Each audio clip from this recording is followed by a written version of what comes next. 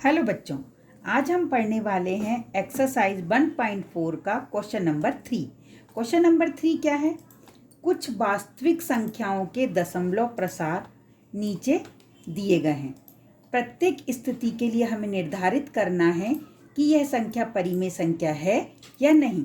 यदि यह संख्या परिमेय संख्या है और P/Q के रूप में हम लिख सकते हैं, तो हमें Q के अभाज्य गुणनखंड के बारे में भी बताना है कि Q किस प्रकार का है। तो सबसे पहले तो बच्चों हम इस क्वेश्चन नंबर 3 का पहला देखेंगे।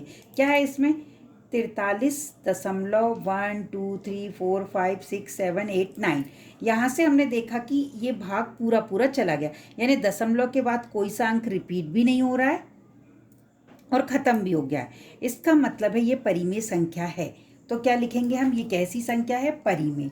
उन्होंने सबसे पहले तो पूछा है हमसे कि ये कैसी संख्या है, तो हमने लिख दिया ये परिमेय संख्या है। कैसी संख्या है? परिमेय संख्या। इसे हम P/Q के फॉर्म में लिख सकते हैं। देखिए, यदि आप पॉइंट हटाएंगे तो ये कितने पॉइंट के बाद कितने अंक हैं? 1 2 3 4 5 6 7 8 9। तो हमारा 1 लिख के कितने जीरो बन जाएंगे नीचे? 10⁹ है ना। जो हमारा Q है वो क्या हो जाएगा? Q 10⁹ के रूप का हो जाएगा। P तो जो है वो है ही, और जो हमारा Q है वो 10⁹, यानी हम इस 10⁹ को क्या लिख सकते हैं? P हमारा ये ऊपर वाला नंबर है, और नीचे वाला यदि हम पॉइंट हटाते हैं तो आपको पॉइंट हटाने का नियम पता है ना। जितने पॉइंट के बाद अंक होते हैं, 1 लिखकर उतने जीरो नीचे हो जाते हैं। तो ये कितने अंक थे? 1 2 3 4 5 6 7 8 9। तो मैंने 10 लिखकर उतने उसकी पावर 9 लगा दिया। 10 की पावर 9 को हम ऐसा भी लिख सकते हैं ना, 2⁹ इंटू 5⁹। यदि हम 5 करें, 5 10 और पावर कॉमन है तो 10 की पावर फिर से 9 हो जाएगा। यानी हम इसको Q को इस रूप में लिख सकते हैं। सबसे पहले तो उनने हमसे ये प्रश्न में पूछा था, क्या ये परिमेय संख्या है? तो हमने बता दिया परिमेय संख्या है। अब उनने पूछा कि ये परिमेय संख्या है और P/Q के रूप की है, तो ये P/Q के रूप की है।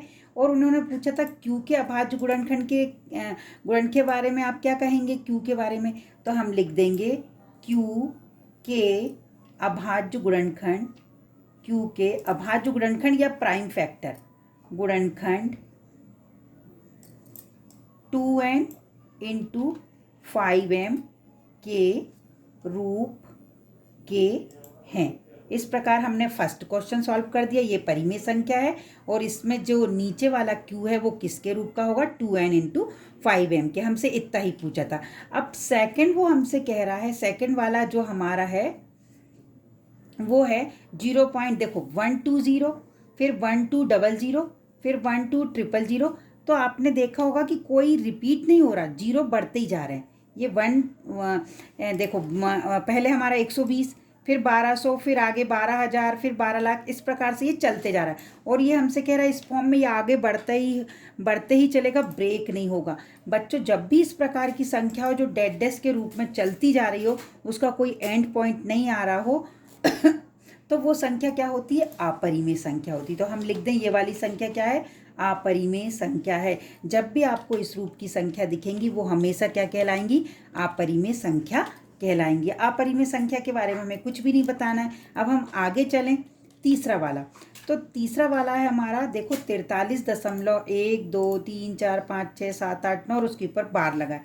बार लगा है, इसका मतलब है कि इसका जो हम जब इसमें डिवाइड वाली प्रक्रिया की तो इसमें क्या हो रहा है? 9 तक के अंक आए और फिर से रिपीटेशन शुरू हो गया।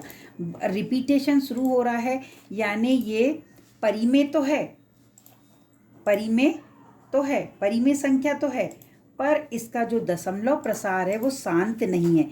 क्यों? क्योंकि इसके जो हर के गुणनखंड हैं Q वो 2n इंटू 5m के नए रूप का नहीं है। जब हमारे हर का जो रूप है यानी Q, हर यानी Q जो है वो यदि 2n इंटू 5m के रूप का आता है तो शांत प्रसार होता है, और यदि 2n इंटू 5m के रूप का नहीं आता तो वो क्या होता है? अशांत।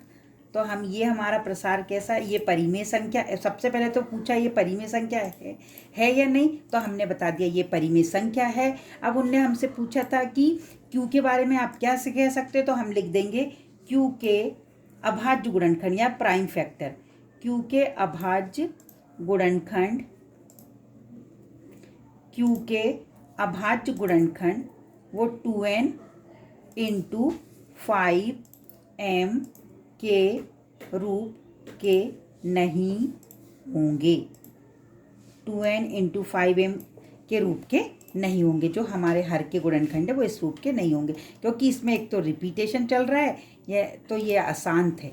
इसका जो दशमलव प्रसार है वो कैसा है? अशांत आवृत्ति है। तो ये हमने क्वेश्चन पूरा किया। धन्यवाद बच्चों।